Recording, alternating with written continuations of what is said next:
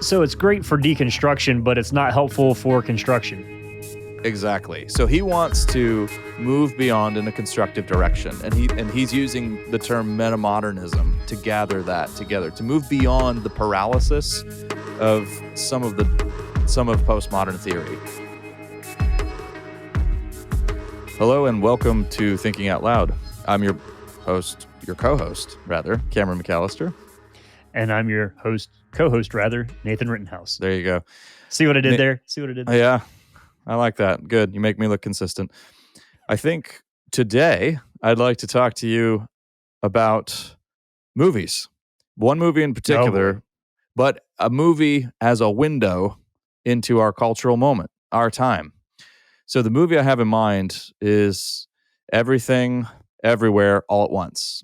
Everything, Everywhere, All at Once. This is one of those titles, by the way, that is just, it doesn't stick in people's heads, I've found. Mm-mm. Every time it comes up, what's that movie? Oh, everywhere, everything happens, everywhere, so Everything, Everywhere, All at Once, which is quite a phrase. I think a phrase that I think some of us might even relate to. But let me start like this, Nathan, real quickly. There was a video that came out, I think it was a couple years ago or something like that. It's very helpful. I'll link to it in the show notes. It's really well done. But the title of it is Why Do Movies Feel Different Today? And so I just want to pull from that real quickly because I think it's so good and so helpful. So he begins with an exploration of Top Gun Maverick. And he says, and I think he's right. I've heard people say this. They just don't make them like this anymore. And that's actually, whenever people talk about Top Gun Maverick, I hear that phrase come up repeatedly. They don't make movies like this anymore. And so he burrows into that for a second and asks, well, what precisely is meant by that? And is it the special effects in the movie? No. There are plenty of other films that feature really good special effects. Now, Top Gun Maverick has a massive budget. Well, is it the fact that Tom Cruise performs his own stunts? Again, it's impressive, but no, Tom Cruise performs his own stunts in the Mission Impossible movies and some of his other films. In fact, he's known for doing that. Tom Cruise is a little bit unhinged. So, no, it's not that. So, what is it? What makes this different? Well, it's a straightforward story extolling traditional American virtues and values of courage and bravery and perseverance. There are no skeletons in closets in this movie. There's no hidden, dark subplot. It's a straightforward story about good guys defeating bad guys. And so in that sense, it bears a remarkable resemblance to a lot of classic American Westerns. And the one he draws attention to is a movie like High Noon. But so what he ultimately comes away with here is that he says there's nothing, by the way, he's speaking purely descriptively. There's no snide or condescending tone in any of these remarks. He's just pointing out that Top Gun Maverick is very much a modernist kind of film. It's a straightforward story. It's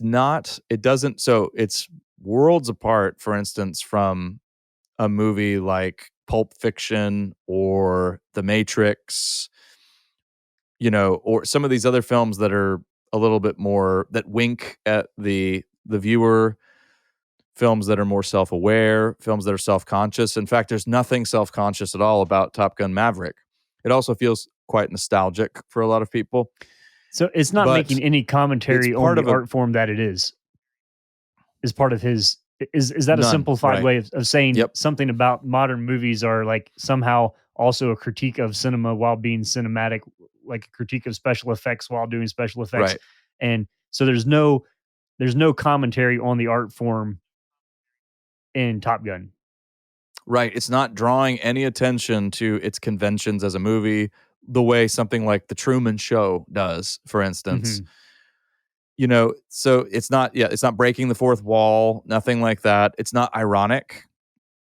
And so, but part of what the movie I had in mind here, Nathan, is Everything, Everywhere, All at Once, which on the one hand has some of these postmodern, and now I'm using postmodern here not in a philosophical sense, I'm using it in a stylistic sense. So if we talk about postmodern cinema, just think about movies that are, like what we just said, very self-aware.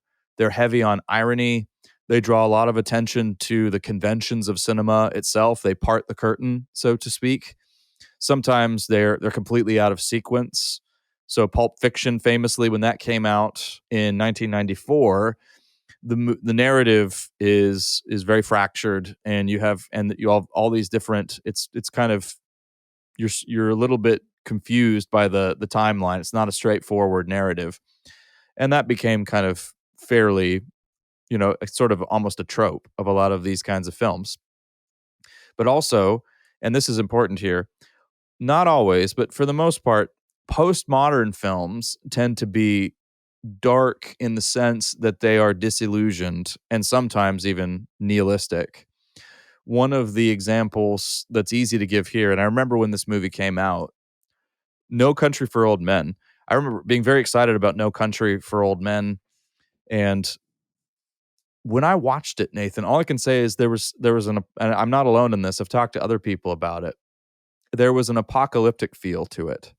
And I know a lot of people were deeply, deeply affected by it. I watched it for the first time. This is Cameron, enthusiastic, very excited about this movie with the girl who is now my wife. Fortunately, this didn't scare her away. I said, oh man, I've been waiting for ages. This is finally out. Let's watch this movie. It's great. You're going to love it. She was so horrified by it. Absolutely horrified. This movie really deeply upset her. I wish I could say that's the only time that's happened. But anyway, and I knew a lot of people. I knew one person who went and saw it in the theater, and I think maybe not 10 minutes into it, got up and left in disgust, just saying, I can't do this. I remember after finishing it, my dad remarking and saying, wow, this is a complete and total deconstruction of a classic Western where, the sort of the true grit, good guy, summons his strength and perseveres and then overcomes the bad guy. But even the bad guy in these stories had a purpose. In this movie, you have a villain who's almost a satanic character who is basically just nothing, committed to chaos. And you have Tommy Lee Jones's character who doesn't know what to do, doesn't understand what it is he's facing. So my point is, Nathan, this is a very bleak vision, and you can call it nihilistic, you can call it what you, but it's dark. It's it feels very hopeless. It feels very barren. Hang on. Question. So we can pause there for a second. Yeah. Okay. So are you putting No Country for Old Men in I'm trying to track the philosophies that go alongside these films. So you're saying a classic Western is very modernist. Is the next step in film truly postmodernism? So is No Country for Old Men, is that a postmodern film, I guess is my question. I think it is. Okay. Yeah, I'm just making sure we're all tracking along with you. Because you're going to take us into what's after postmodernism in film, right? Well, so we think there seems to be gradually a consensus emerging of what comes next after postmodernism. And it's being called Metamodernism. I will just introduce a footnote here right now because it's important. So a new book has just come out by Jason Ananda Josephson Storm. Got that? Jason Ananda Josephson Storm. This is the gentleman. He's a very serious and good thinker, actually. I like him a lot. He's the one who wrote The Myth of Disenchantment. I have some disagreements with that book, as one does with any book, but it's very good. It's a very helpful book. His latest book is called Metamodernism. I just bring that up because he's using the term differently than some other people are using it when they connect it to cinema. Yeah, so I want to put this out here for our discerning listeners to think about. It's not completely incompatible, but it is different. Jason Storm, I'm just going to call him that for short because it's easier. Jason Storm has in mind so basically his project is this, Nathan. How do we take the good from postmodernism but move beyond its deficiencies? So his way of thinking is postmodernism has brought in some helpful perspectives. It's given us, multicultural perspective where we can see we see that there are many. There's a sort of a healthy pluralism of perspectives. We can see that there are different ways of looking at the world. There are different cultural perspectives, but it also leaves us a bit empty-handed when we want to move forward constructively with any kind of political project, because postmodernism is so, in its classical instantiations, is so unwilling to take a stand on one way of life being superior to another, in the sense that this is better for if people live this way than if they live that way. So it's great for deconstruction, but it's not helpful for construction. Correct.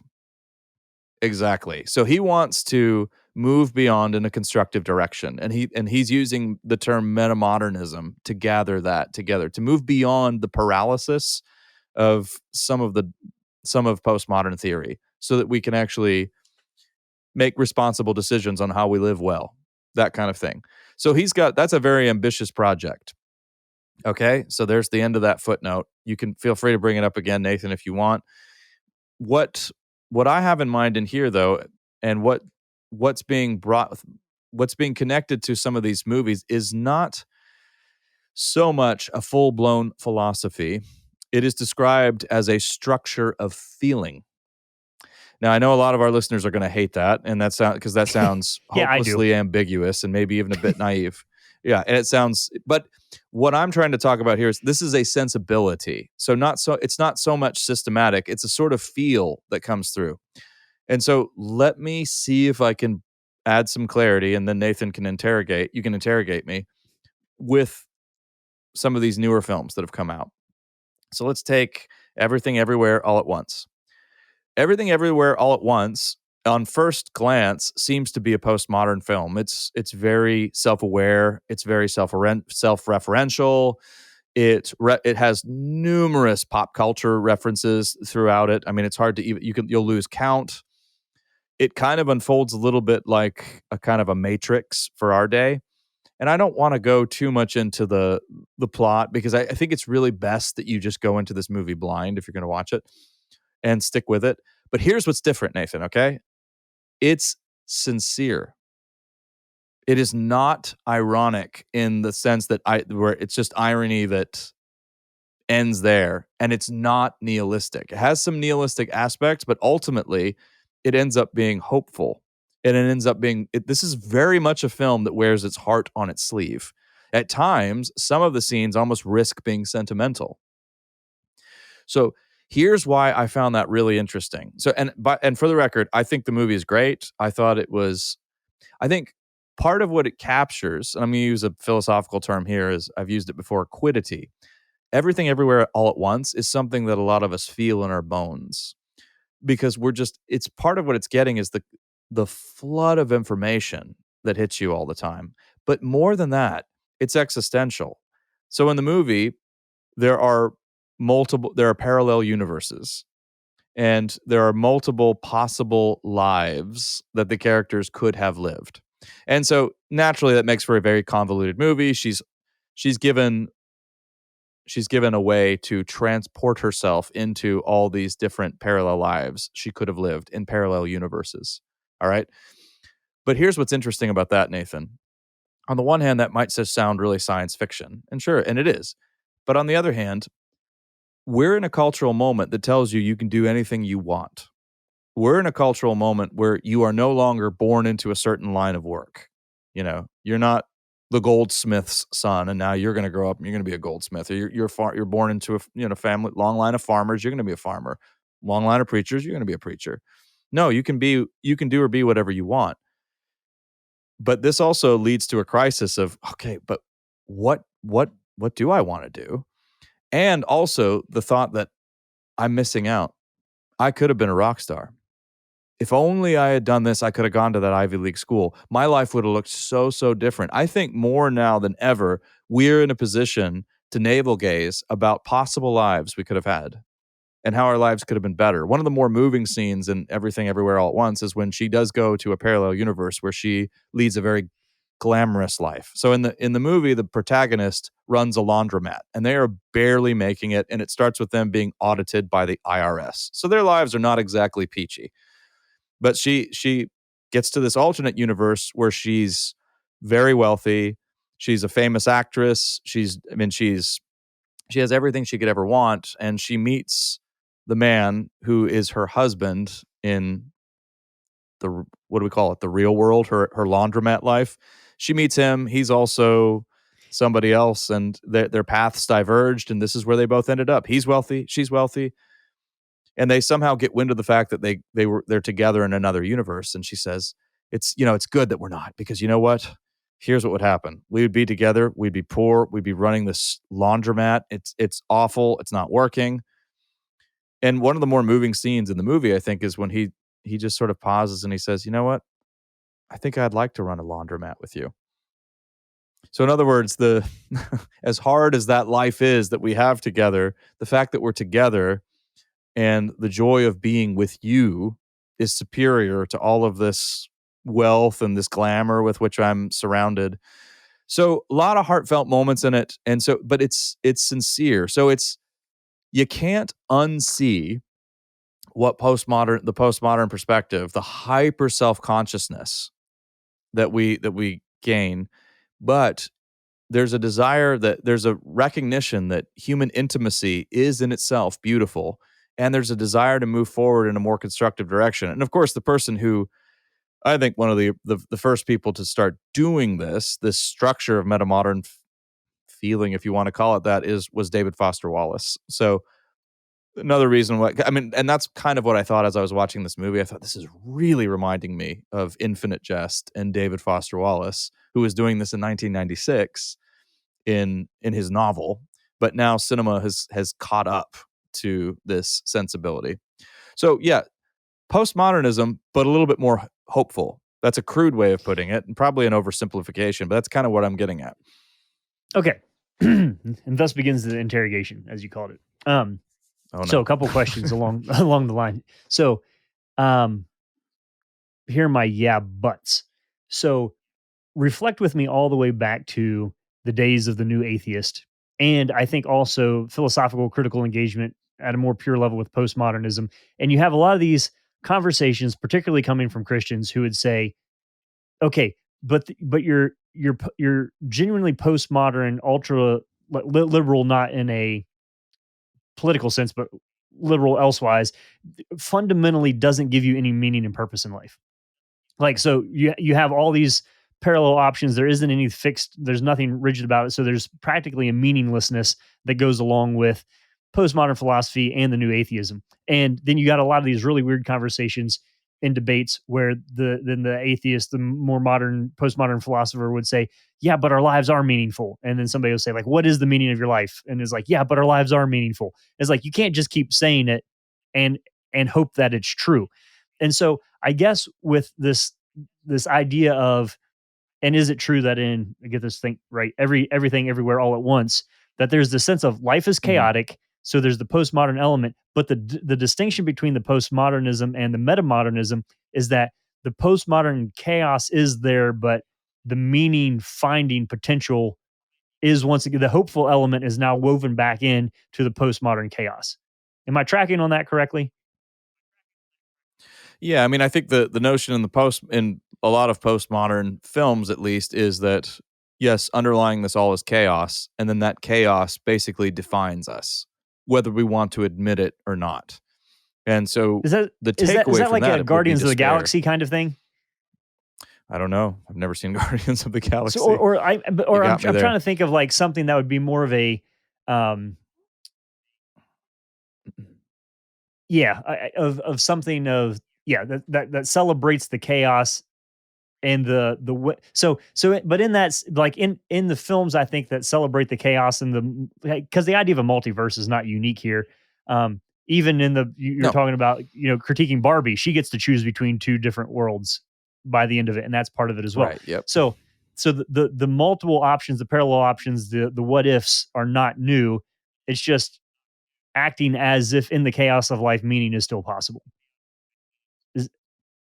Yeah, and I think, and in these films, everywhere, everything everywhere all at once in particular, the assumption seems to be that human connection, in spite of all the chaos, makes it worthwhile.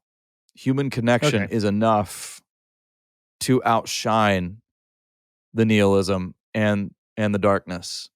And hang on a second. If we learn, to embrace, yeah. So, but is that not like the 1960s revisited? Like, the chaos of the world. May be. Yep. Oh yeah, okay. Carry on. Well, kind of. I mean, I think it's an earnest hope to try to move forward in a constructive way, bearing in mind all that we know. I keep thinking of as sort of a paradigm example, the Garden of Eden, when their nakedness is uncovered and they suddenly become self-conscious and aware. Look at least in the Genesis account, self-consciousness it's not a good thing. It's a bad thing. It's synonymous with forbidden knowledge, but also with something that hampers and impedes us. With postmodernism, there seems to be, we see something about human contingency that can no longer be unseen. And some theologians have rightfully pointed out that, here's what happens. You have Christ or you have nothing. So, okay, eventually, this is where I'm curious of, is metamodernism or a cinematography that gives us those visions of reality, will it actually work meaningfully in people's lives? Or is this just kind of another pie in the sky sort of thing? So can you ground the meaningfulness of your life solely in your relationships with other humans? So from a religious or from a Christian perspective, this Christ or nothing thing comes into me where I'm like, that's a nice billboard you got going there. But I fundamentally don't see, based off of what I do know that has been covered about the nature of human relationships, that you're going to be able to find ultimate satisfaction and meaning in other humans. So I'm looking at this of, okay, neat idea in the cinema world, neat idea philosophically speaking, but or will there be a resurgence of religious language in the future of postmodernism, while we recognize that it's very difficult to ground meaning and morality just in human experience? It seems like there's a big leap that's happening, I guess, that I'm not quite tracking with whether or not that's actually possible for us to make that leap as humans. It's almost like reverse Charles Taylor, his whole thing about subtraction stories. We get down into this bubble of our own constructed meaning, and then we find satisfaction there almost. And that almost really matters. Mm-hmm. And so is this now film grappling with the isolation of that bubble, but then saying, no, but there really is meaning at that level? I see it actually as an important stepping stone. So if you mention the 1960s, there is a side there. So you can think of a couple of things. You can think, of course, the hippie movement, right? Flower power and this emphasis on peace. You can think of a lot of, Westerners and Americans discovering the East, albeit in a kind of superficial sense, and looking at Eastern religions and that sort of thing. You can think about the sexual revolution. But another place that I always go to, Nathan, and this will bring us full circle to the movies I'm talking about, is Joan Didion's famous essay, The White Album, which is an essay that feels very prescient. It seems to paint a pretty accurate picture of where we're at now, too. By the way, we have a famous line from that essay. The first sentence is, we tell ourselves stories in order to live. You've probably heard that before. Mm-hmm. That's one of Joan Didion's most famous sayings. What people don't realize is that she doesn't mean this in an inspirational sense at all. It's used like that. Like, oh, that's beautiful. We're all artists. And, we're all going to talk about our experience and we're going to tell stories. But actually what she's saying is, life is so inherently meaningless and chaotic. We impose narratives on it as a desperate coping mechanism. And she is talking about a very chaotic year in her own life where she basically was suffering what analysts were terming as some sort of neurosis. That's the way she was getting diagnosed. But in fact, what she very cleverly conveys with the essay, and she doesn't draw this conclusion for you, you draw it as you read the essay, It's not that she was delusional or that she was neurotic. It's that she was actually very in touch with reality. She was seeing it for what it really is. Joan Didion was a very skilled investigative reporter and journalist. She was in the habit of plunging right into chaotic events of the 1960s and then tying them together and putting and imposing a narrative on them. But she recognized firsthand as a reporter how artificial that construct was, what she was doing. And so her deeper anxiety was that there was no real intrinsic meaning. And in fact, it actually was chaotic. So, how are these movies any different from that? Well, the reason I think there's a bit of a difference here is because they're not stopping there. They're recognizing that, yeah, okay, that's true. We can't unsee that. We can't get away from that perspective now. Having opened our eyes to that, we're never going to unsee this chaotic moment and all of its contingency. And now more so than ever, we can silence our devices. We can maybe downgrade to a dumb phone so we don't have as much, clamoring social media, but we can't get away from the everything everywhere all at once kind of aspect of life nowadays. But in the midst of that, we can recognize the intrinsic worth and value of human relationships and human connections. Now, is that everything? No, in fact, it's very frail. It's very fragile, as you've been pointing out, Nathan. And actually, most of these movies and books, and like I said, this made its way into literature before it made its way into cinema, recognize that the fragile nature of this. And they look at that not as something that's defeating, but they see that as an indication of its preciousness. And if that sounds a little bit corny and sentimental, that's the risk that these works of art are willing to take. Now, the reason they don't come across as corny and sentimental is because they do still incorporate that postmodern perspective. They do have those chaotic elements in them. So they acknowledge all of that. There's some heavy irony, but they don't stop there. So I see these as a stepping stone to get people. I mean, they're not just tools. These are works of art that, you can enjoy them and let them wash over you and love their stories, relish the cinematography, all of that. But they're stepping stones in the sense that they can bring people to a bit of a larger perspective. And we can start to ask questions. All right, but what is it that makes human life and human relationships and connections so vital and so intrinsically worthwhile? What would endow human beings with that kind of worth? Those are really good questions to ask. And I think the good news is I see that as better actually than the perspective that says, here we are in this nihilistic universe, life is meaningless, and the proper response to that is despair. Right, because you could easily have the opposite of everything everywhere all at once is nothing nowhere never. Right. I mean, so you would rather have this as a starting point. So if I'm tracking along, two thoughts here or three, there's a sense in which, if we're going to use the phrase, and we'll come back to this concept of metamodernism, but it is in some ways seeking to correct its own the admitted deficiencies of postmodernism. And so anything that pulls back from that, I think, is a stepping point in the right direction for the well-being of humanity. And I think particularly to remind people of what you said earlier, that it'll be hard to do that without religious tones to it. So there's a hopeful element there. Now, here's where, and this is not well formed in my mind because I was trying to listen to you and think at the same time. And so I'll probably botch this up one way or the other. But is there a sort of cultural separation, or I don't want to use the term elitism exactly, of who's thinking about what and how and who film is geared toward? So here's what made me think about this. So while you're talking, I looked this up.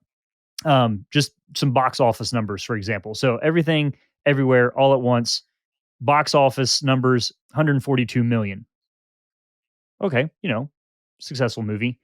Top Gun, 1.49 billion with a B. Mm-hmm. Yep. So there's a sense in which 10 times more people spent money on Top Gun than they did on. So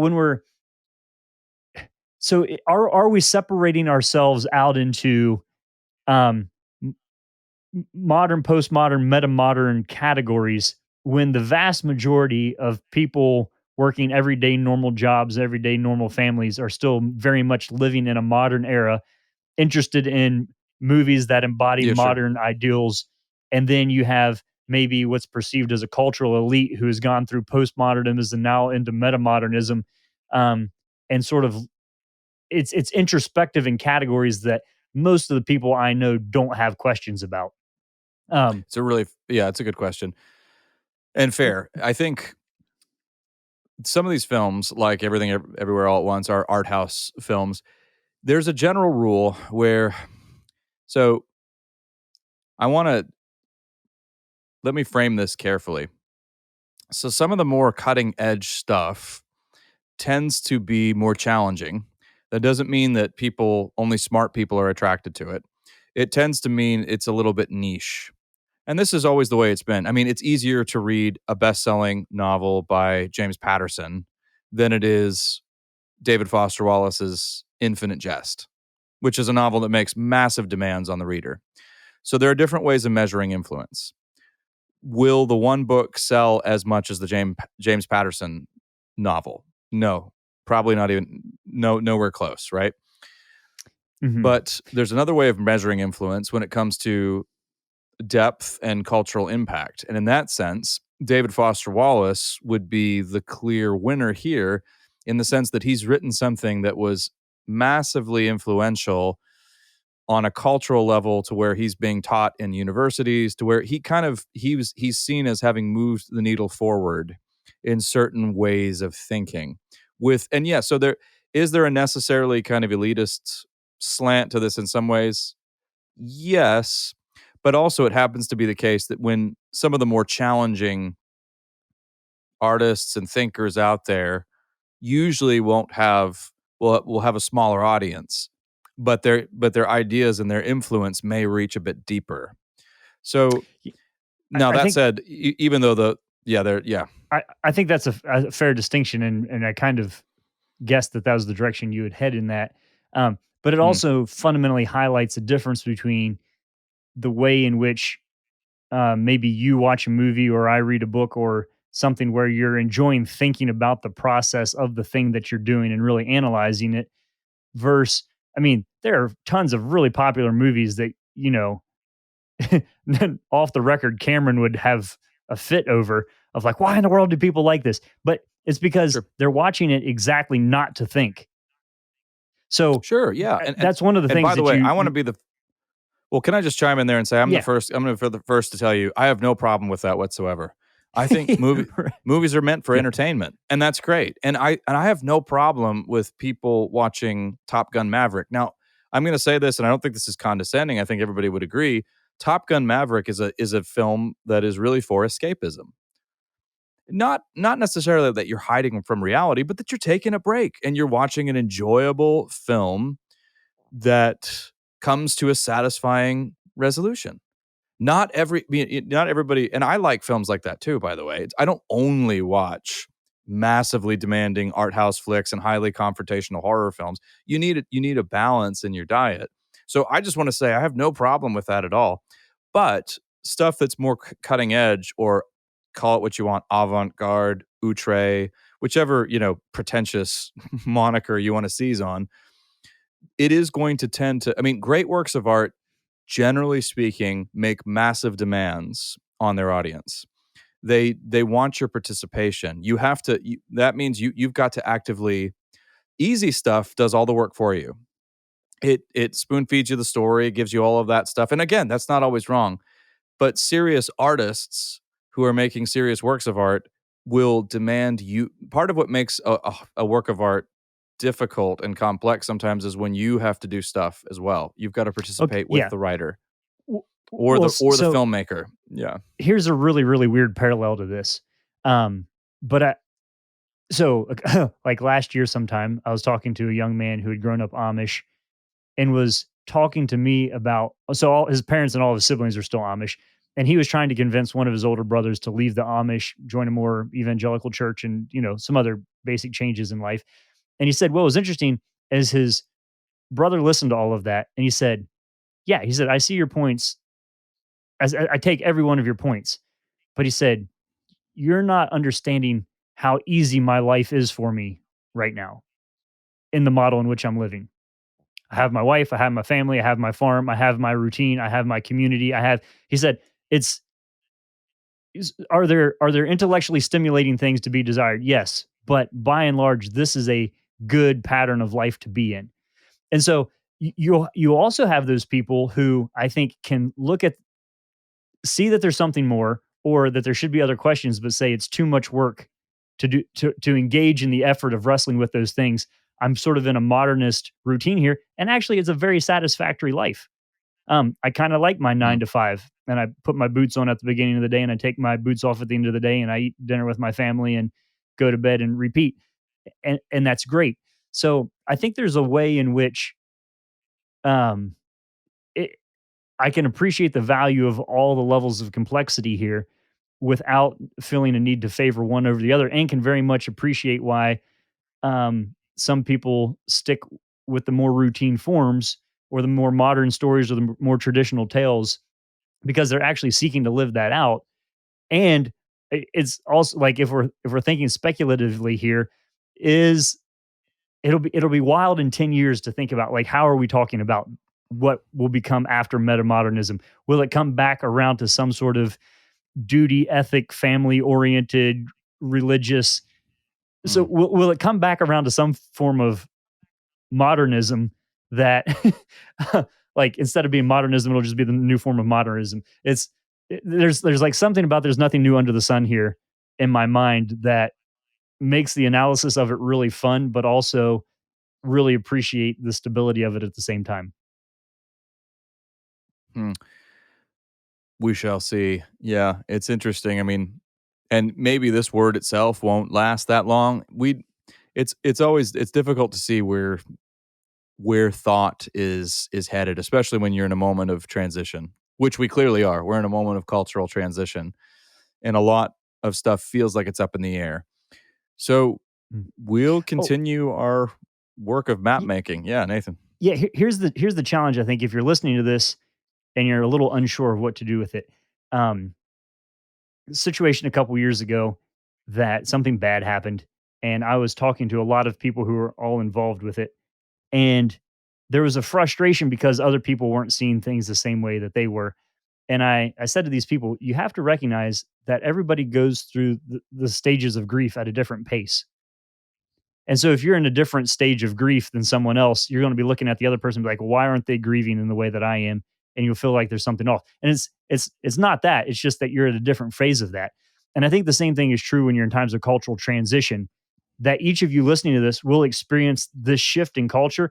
It's not like somebody at, midnight flips a switch and all of the United States slides over into some whole new way of thinking about reality. Different pockets, different churches, different subcultures, and parts of the world will transition in and out of these things at different speeds and different rates and in different timings. So it will require, I think, discernment on our part, to understand our audiences, but then also a graciousness, particularly within the church, of looking at which churches are focusing on what, where, why, and when, and celebrate the diversity of engagement that's out there as well. So, yeah, I live in a different part of the world than Cameron. The people that I rub shoulders with see the world differently than the way the people Cameron rubs shoulders with. But it doesn't fundamentally mean that we're on different teams. We're just at different phases of cultural transition, and we have things to learn from each other at every phase along the way. And so I'm really appreciative, even though I'll never see this movie, Cameron, that you watch it and are thinking about it and asking those questions. And perhaps the way in which I live my life adds some insight into things you're wondering about too. So I just want to throw that reminder out there for our listeners as we wrap this up, of saying, you might not be experiencing everything that we always talk about on this podcast, but maybe you've come through it and you're on the other side, or you're in the time in which you're about to head into it. And so let's appreciate that diversity and cross-pollination that comes from having faithful people in the kingdom in all sorts of situations in our world. You've been listening to Thinking Out Loud, a podcast where we think out loud about current events and Christian hope. Thanks for listening to Thinking Out Loud. If you'd like to learn more about what we do, book Nathan or Cameron, or if you'd like to support us financially, whether through a one-time donation or on a monthly basis, you can do so on the donate page at www.toltogether.com. That's toltogether.com. And please consider leaving us a 5-star rating and sharing this content with your friends. It really does help.